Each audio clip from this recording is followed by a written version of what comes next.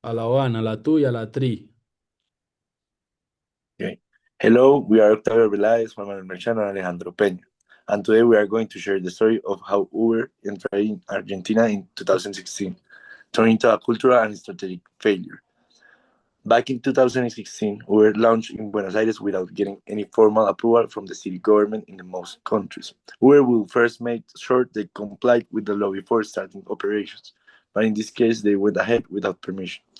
The decision had immediate consequences, legal battles and public backlash, and huge protests by taxi drivers. The government declared Uber illegal, and lawsuits began almost immediately. Now, the first big mistake was cultural. Argentina might be flexible in some informal day to day practices, but when it comes to big foreign companies, there were a clear expectation follow the formal rules and respect institutional authority. By skipping that process, Uber came across as arrogant and disrespectful. Now, the second mistake was underestimating the strength of labor unions and Argentina's tradition of public protest. Taxi drivers here are highly, in Argentina, are highly organized and have a lot of influence. As soon as Uber started operating, they blocked roads, organized massive demonstrations, and quickly got support from politicians and the media. Uber had made no effort to connect with them or even open a dialogue, which meant they were facing united opposition from day one. If we look this through Hofstede's cultural dimensions, the picture is even clearer.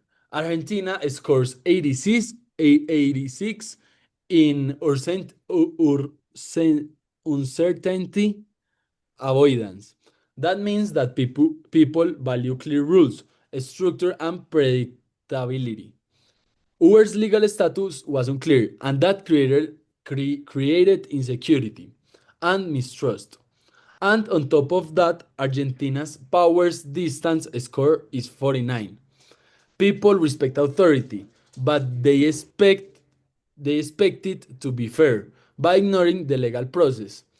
Uber was seen as operating above the rules, and that perception really hurt them.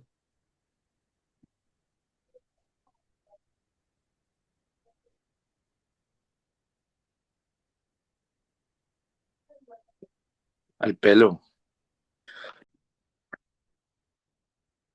So, what would Uber have done differently? First, they needed to fully understand the legal framework before launching, do their homework, and get the approvals.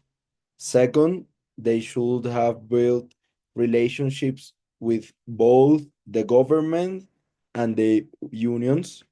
In a culture like Argentina's, trust and personal connections are essential for doing business.